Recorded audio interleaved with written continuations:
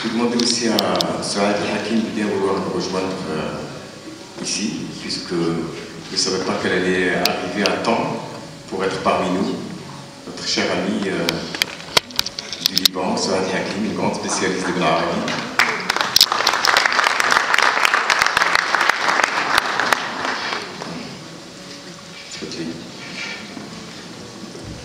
Oui.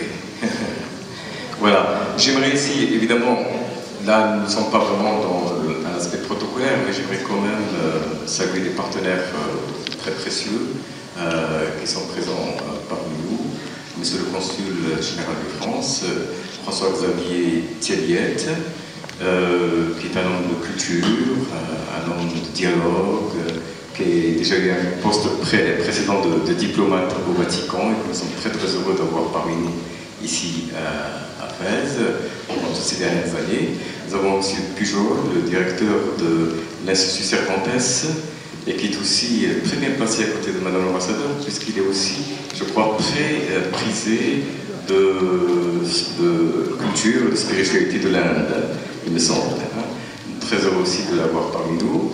Monsieur Brice Ndrele Alaoui, le président de l'association Fès-Seis, et M. Hassan Serrois, également président exécutif et sur Fès de l'association Fès-Seis. Je vais certainement oublier, il ne faut pas trop se longer dans cette aventure, mais j'évoque simplement les amis qui sont ici présents, simplement pour les saluer. Et puis Christophe Steyer, qui est aussi un partenaire très précieux de l'Institut français et qui nous accompagne depuis fort longtemps. Et la parole est à notre très cher ami qui a donc conçu toute la conception artistique musicale du concert, de la création que nous allons voir et découvrir tout à l'heure. Je n'ai pas fait la conception musicale parce qu'il manque Françoise Atlan qui est en répétition, donc vous la verrez ce soir. Donc j'ai fait plus la conception artistique.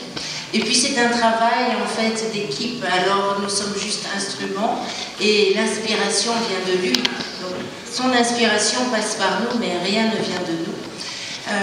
Donc je vais essayer de me substituer à Françoise au niveau de son choix musical.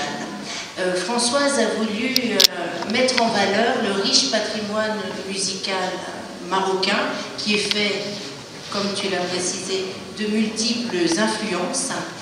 Donc ce soir, vous allez bien sûr avoir un répertoire soufi avec l'excellent travail d'une musicologue qui vient de Chefchaouen et qui vient d'une grande confrérie, qui est la confrérie Oqali, confrérie du XVe siècle. Cette dame s'appelle Rahoum al-Oqali et elle a constitué un travail magnifique avec les jeunes femmes de Chefchaouen à travers un groupe qui s'appelle la Hadra Chefchaounia. Parallèlement à ce travail-là, Françoise a rajouté le style Rarnati, qui est justement le style de Grenade, avec ses différentes influences. Et nous avons une très grande interprète, aussi grande que Kandl, c'est Baharanda.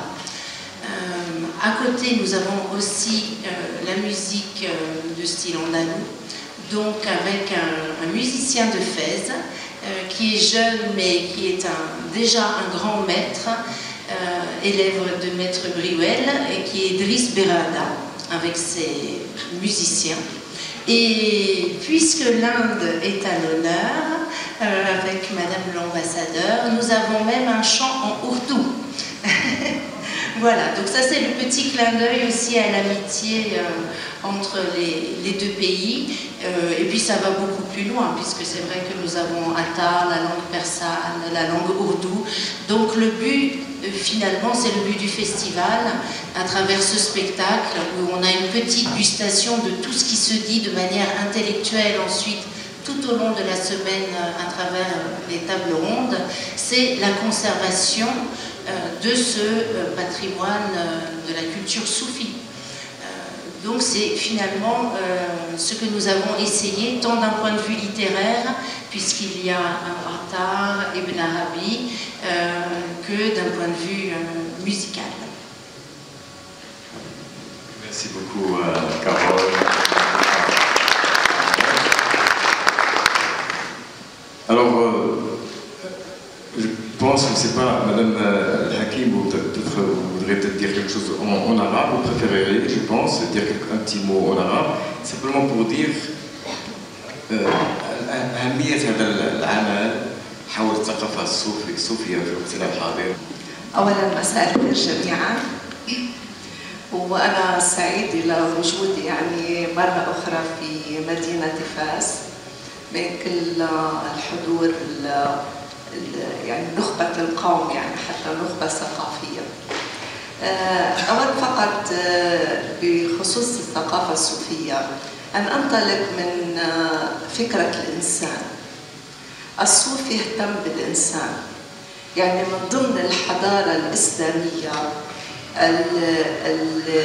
الميدان التصوف والمجال الصوفي هو أكثر مجال اهتمام بالإنسان، ومن خلال الاهتمام بالإنسان بغض النظر عن الجنس، بغض النظر عن كون هذا الإنسان أنثى أم ذكر.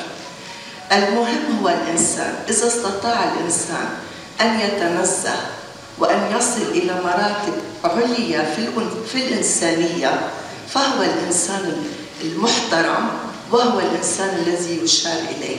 ومن هنا فإن تقدمت رابعة أو تقدمت فاطمة النيسابورية أو نظام أو كل هؤلاء النساء بالأساس، لأن حتى الرجل سواء كان الزوج أو الشريك الاجتماعي، حتى الرجل عندما ينظر إلى المرأة في مرتبتها الإنسانية العالية كان لا يملك إلا أن يضعها في هذا المقام الذي تستحق. وأرى أن الثقافة الصوفية تساعدنا على قراءة النصوص من منظور الإنسان، وهذه القراءة من منظور الإنسان يعني تخدم واقعنا، كما كان يتكلم الصديق فوزي الصقلي أن عندما تكون الثقافة الصوفية ضمن النسيج للثقافة المحلية فيكون الإنسان هو المحور، وبغض النظر عن كل الانتماءات، سواء كانت هذه الانتماءات عرقية أو دينية أو مكانية أو إقليمية. فمن وجهة نظري أن الثقافة الصوفية تخدم في هذا الإطار. أنا بس. شكرا للسؤال. Monsieur Al-Hakim, je vais traduire en quelques mots ce qu'elle nous a fait partager, c'est de dire que ce qui est important dans toute culture, c'est ce qui peut élever notre humanité. Toute culture qui œuvre en un sens où elle peut élever notre humanité, que ce soit celle d'une humanité masculine ou féminine, est une culture qui est digne de respect et digne de considération.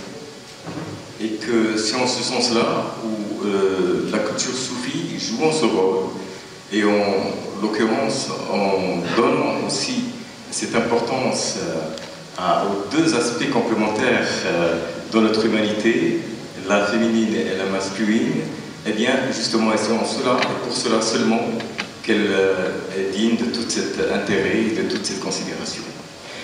Souad Hakim est une personnalité de tout premier plan, mais je ne vais pas présenter les uns les autres, mais ce qui est extraordinaire dans cette table ronde, et on le voit à travers cette culture du soufisme, c'est la diversité absolument extraordinaire, puisque Liliane Barr est française mais d'origine iranienne, et elle a fait un travail absolument extraordinaire pour ceux qui peut-être n'ont pas encore découvert, sur la traduction des grandes œuvres de la mystique persane en langue française et en langue anglaise. Et elle est professeure universitaire à Paris, et une personne qui joue un rôle extrêmement important dans ce que apporte pour faire savoir, pour faire valoir et pour faire comprendre ce que peut apporter cette culture du soufisme à travers le monde, et elle le fait de manière remarquable à travers donc, la présentation d'œuvres majeures qu'elle rend accessibles par la même. Et pour cela, on l'en remercie. vraiment. Et Souad Hakim est peut-être la plus grande, c'est toujours très difficile d'utiliser des chiffres relatifs comme cela, mais en tout cas, l'une des plus grandes spécialistes mondiales d'Ibn Arabi. Elle a fait un travail remarquable sur la Futuhat al-Makkiyya. Elle a publié un lexique des termes techniques des Futuhat al-Makkiyya d'Ibn Arabi. On sait à quel point c'est une œuvre très, très complexe et très profonde. Et elle a fait un travail depuis déjà très longtemps. Et pour cela même, je pense qu'elle a fait une œuvre qui est extrêmement utile. Elle a rendu là aussi accessible, elle a donné des clés de compréhension de cette œuvre majeure. Alors bon, je ne vais pas... là, c'est simplement la sensation de cette diversité. Carole Latifa Amer, elle est à la fois européenne, elle est à la fois à la lisière avec la culture indienne, hein, n'est-ce pas? Elle est à la fois artiste, elle est à la fois, comme je disais tout à l'heure, elle a fait de la composition musicale, et en tout cas artistique et scénographique. Et elle a fait donc un travail remarquable pour ce que nous allons voir ce soir, mais aussi pour ce que nous partageons depuis déjà un moment à travers ces rencontres sur la culture soufie. Eh bien, tout à l'heure, je lui demanderai de dire quelques mots de conclusion, mais juste avant, peut-être une lecture, je crois, hein, qui était prévue de ces textes mystiques de la poésie soufie. C'est un apéritif, parce que le reste, c'est ce soir. Donc c'est une gustation par rapport aux propos que Lélie a tenus tout à l'heure, avec un extrait d'un poème qui est La femme parfaite de Jami, donc ce mystique persan du XVe siècle. En fait, ça commence par l'introduction à l'histoire, justement à l'évocation de Rabia dans le Mémorial des Saints. Elle, la dame admise dans l'intime pureté, elle, recouverte du voile de la sincérité, elle, brûlante du désir d'amour, absorbée dans le feu de la proximité et perdue dans l'océan de la divinité. Elle avait pénétré tous les mystères de la vérité, elle rivalisait avec les hommes amis de Dieu. Rabia al-Adawiya. Si quelqu'un nous demande « Pourquoi citez-vous Rabia au rang des hommes de Dieu ?» Nous lui répondons « Toute femme dont les exercices de piété et la dévotion sont agréés à la cour du Seigneur n'est plus simplement une femme, mais un être humain véritable, accompli, parfait. » Et au jour de la résurrection, lorsque seront appelés les hommes de Dieu pour se tenir devant lui, la première personne qui viendra se placer au plus près du Seigneur, ce sera Marie. Elle demeura ainsi pendant presque 30 ans, sans bouger, immobile comme un arbre. L'oiseau s'endormait sur sa tête, tranquille. Le serpent se faisait un anneau autour de son pied. La pluie qui tombe lui lavait les cheveux. Le vent du matin la peignait tous les jours. Et du soleil qui brûle le monde, seul un nuage rare la protégeait. La bouche fermée à la boisson et à la nourriture. Ni repas du matin, ni repas du soir, à la manière des anges. Des sauterelles partout et des fourmis. Des animaux sauvages de toutes parts qui l'entourent. Est-elle en lui ou n'est-elle plus? Son regard posé sur l'unique beauté. Son âme submergée par les flots de l'amour. Son cœur s'envole, porté par des ailes spirituelles. Son oreille pénètre les mystères. Ne l'appelle pas femme. Chacun de ses cheveux vaut mieux que 100 hommes ici. Del be parvazhay rohani, goush barad az arazhay penhani. زن مگویش در کشاکش درد یک سر موی او به از 100 مرد.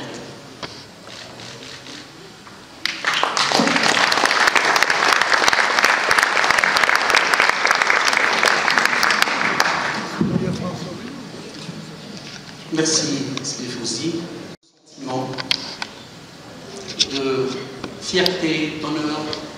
Je suis heureux, je suis content, je suis fier, honoré de faire partie de cette initiative, de ce festival, de cette institution qui est réellement une plateforme de réflexion, d'échange et de partage. Partage d'idées, partage de pensées, partage de sagesse, mais aussi partage de sons, de mélodies et de rythmes, qui interpellent aussi bien le cœur que l'esprit. Je voudrais aussi merci à Stéphouzi parce que finalement on a clôturé une décennie et on entame une deuxième. Ça ne veut pas dire qu'on vieillit, mais c'est beaucoup plus qu'on s'assagit. C'est un geste fort d'insistance, de persistance, mais aussi d'abnégation pour tenir bon. Ce n'est pas facile, ce n'est pas évident de faire bien. Les gens n'aiment pas ça, mais on doit leur inculquer que bien qu'on le fasse, bien qu'on est contraint de l'accepter et de vivre avec. Fès mérite, Fès encourage cette initiative. C'est dans sa pensée, c'est dans ses gènes. On a parlé de Fès la savante, mais aussi on parle aussi de Fès la spirituelle. Fès la savante, c'est la Qarawiyyin. On se rappelle quand même le fin du Xe siècle, Benoît, Sylvestre II, pape de l'église romaine. Avant de devenir pape, il a fait classe à la Qarawiyyin. Moshe Maïmonide, Moussa ibn Maïmoun, a fait ses classes, il a étudié, il a enseigné. Nicolas Claes, le grand savant belge qui a passé plus de 2 ans à la Qarawiyyin, ça traduit qu'il y a plus de 10 siècles, Fès faisait preuve d'ouverture, d'acceptation et de tolérance, bien que c'est différent, mais là où il y a la sagesse, elle est à prendre là où on la trouve. Cette esplanade, cette plateforme, ce festival est aussi une ode pour la connaissance, le savoir, mais aussi une reconnaissance pour la femme.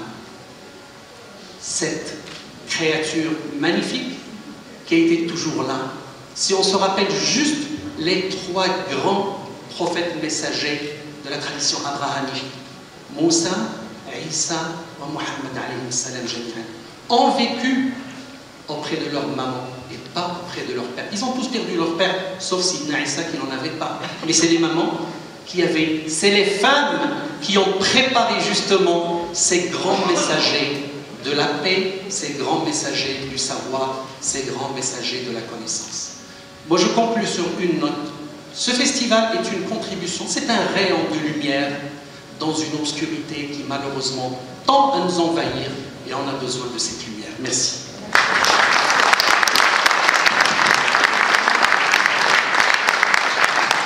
Voilà, pour paraphraser ce que vient de dire Moulay Abdallah, il faut beaucoup de temps pour devenir jeune, n'est-ce pas? Vous connaissez un peu cet adage, et je crois que plus nous progressons et plus ce festival acquiert, je l'espère, plus de jeunesse, plus de vitalité, plus de sens. En tout cas, merci à tous d'avoir été là, et nous vous donnons rendez-vous tout à l'heure. Merci infiniment.